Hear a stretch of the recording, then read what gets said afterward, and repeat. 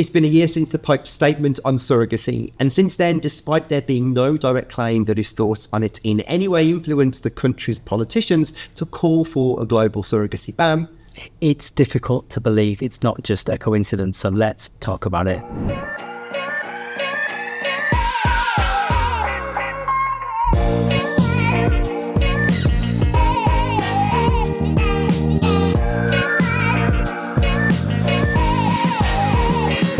Before we begin, please subscribe and ring that notification bell to stay updated on future videos. So let's dive into the video from a year ago. I know this is going to wind me up already, but let's jump in and let's watch it.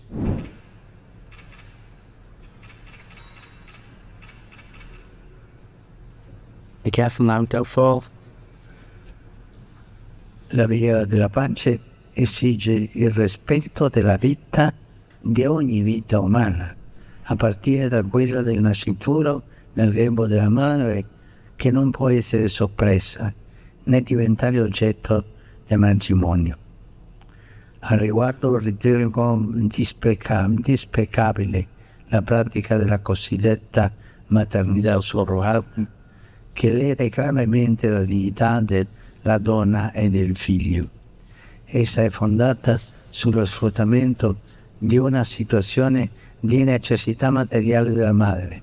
Un bambino è sempre un dono e mai l'oggetto di un contratto. Auspico pertanto un impegno della comunità internazionale per proibire a livello universale tale pratiche. Oh my God, there's just so much to talk about still, and it still winds me up. It winds me up, but also I think what we also have to be mindful of is like we don't live in this ideological world where everything's rosy, everyone gets what they want, everyone can have all of the things that they need all of the time through the eyes of these, rose-coloured glasses where everything's perfect. It isn't, and what we just watched then just isn't the reality. It's just so, regardless of who this man is, and respectfully, this is another man telling a woman what she can do with her body.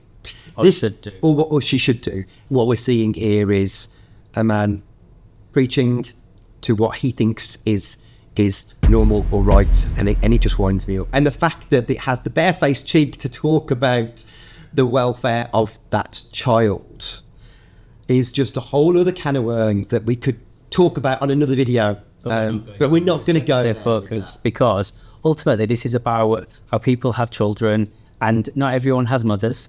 Our children don't, and that's okay. And like there's this assumption that there's this need to have a maternal or a mother figure, and that whole process, I just find it really out of... It's insulting. It is insulting, but also it's just really out of touch with reality. And that's I think, for me, the thing that overarches this whole article is the fact that this is just not the reality. We can talk about it as much as we can, or as much as we like, but this just is not the reality for a lot of people. Yeah, and this ideological approach to how people should create their families, that's just not the reality. And that doesn't make no. And you can see from the declining rate globally of people's fertility that if it weren't for advances in medicine and science and IVF, the issues and the problems that would then further create. And I also think that what I find quite disrespectful about that piece still is the lack of understanding of what surrogacy is. This assumed exploitative practice of what people think surrogacy is versus to what surrogacy actually is just, again, not in touch with the real world. But I also think that it suits their narrative. They don't want to. And this isn't just about the church or feminists, or they don't want to get into the detail of what it actually is, because actually they might then realise, or they won't, but it would be really clear to them that it is more than they're talking about, and there's a lot more to it than they make out, and it because it doesn't suit their narrative, and from a church point of view, it doesn't meet the stereotypical how a family is, in the eyes of that religion or that feminist movement, and they don't want to step outside of it because it would expose the reality of what surrogacy is, and that's why they don't talk about it. That's why they're happy. They don't want to get on and be challenged by people like us about it. And I feel really strongly that, you know, if you're only ever going to view one side of the coin, then don't assume to know all the elements of that particular topic. So that video was a year ago, literally right now. And then in October of last year, we saw the Italian government bring in a whole other wave of troubles.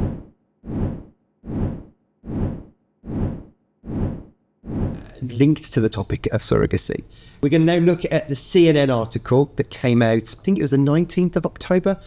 Let's dive into some of the points of that. And it's difficult to say or to see how they're not linked. I know they've openly said they're not linked, but ultimately, as one given permission to the other, and how it's perceived, and you know, it's difficult to deny that they're not linked in some way, shape, or form. No, and also to put it also into context, when you look at the people that are opposed to surrogacy, we have an extreme right government in Italy that are anti a lot of things, and the natural evolvement that we're seeing of how families are created does not fit their narrative either. So, you know, that's an LGBTQ box, that's an adoption box, that's an IVF, you know, layered complexities that we're seeing there too. So let's look at the article. We'll pick some of those bits up individually. Let's go for it. If you are Italian and you are embarking on surrogacy internationally, and you are now committing, as we discussed in our previous video, you're committing a crime, a serious crime, and fines that have up to a €1 million and jail term. And it is, and like quite recently, I spoke to some Italian intended parents who were really trying to understand whether they could still continue to pursue their path of creating their family through surrogacy internationally, and whether they could return back and try and navigate somehow around, you know, this new law. And unfortunately, it's really difficult, and it's really hard to see, you know, these people who just really want to create the family and get on with their lives have everything halted and not move forward. And it's really quite difficult to see and have those conversations with those people who just really want to become parents. And what the law is stating at the moment is that any